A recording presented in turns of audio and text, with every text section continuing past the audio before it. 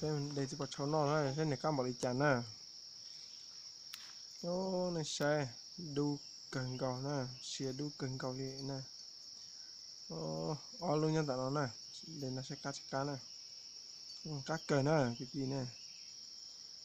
Ôi, thì nào muốn đầu nó lè. Thì nó sẽ mới tấu thì là thế nè, xe để sẽ cắt cá.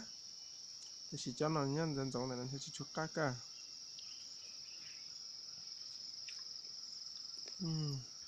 Cho nó thì chỉ có cho tiền hay cái tin này, cho nên bỏ tại nó này.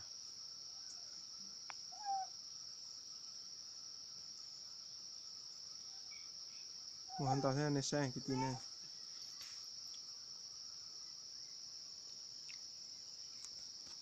Để nó mới tấu để nó thế này cái tin này. Sao? Ôi dồi. Thì tao một sẽ đun chia xin nè.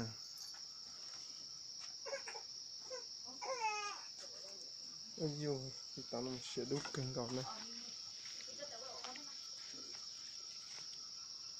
Thì đến nó sẽ cam bỏ đi chả này cái tia.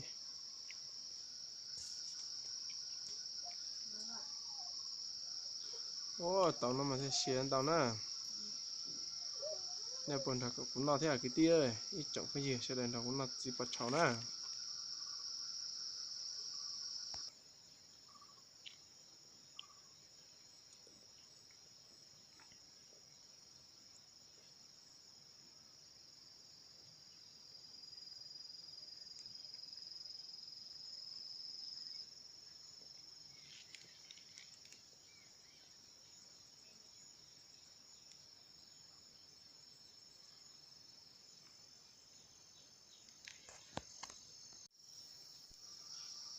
Cho nó mà hay là to lanh này cái tí nè. Để xe. Xin chữ cần cầu nè. Đây là tôi xé lại mình phải qua đây kia non tôi xé. Tôi xé thế. Tôi nó sai thì tất cả lại nằm. Chỉ nó thế mà chờ giờ chặt cá thế là cái tí đâu. Cho anh tông nó mà làm mê thế nè. Chỉ mình chữ cần cầu nè. Chỉ lý này tao bọn để non nè. Lo. Đây lon chơi mèo. Đông mê để sẽ chín tao theo. Này xe. Đông là mê sẽ tiết tìa đi nè. Chỉ mà chín tao. Đây thì nà thế nè. Dù bỏ đi nó sẽ là con chọc cây. Sao giờ chả tỏ tao xé thế luôn.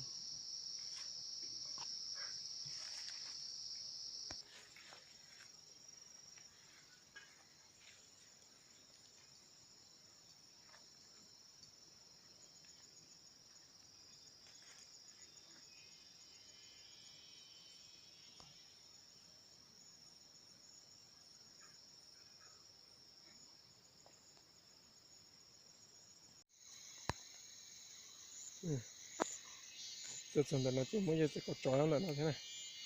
Cái này này. Cái gì này cái hồi sẽ có chó này. Nó xé mà nó cái này. Xé mà này tay luôn thao này lên luôn nó cái tí này. Giờ cái lên cái chân này kìa. Cái tao này, cái nó nó chỉ tao nó. Thế vì nhớ giờ kia nó chỉ cả nó này.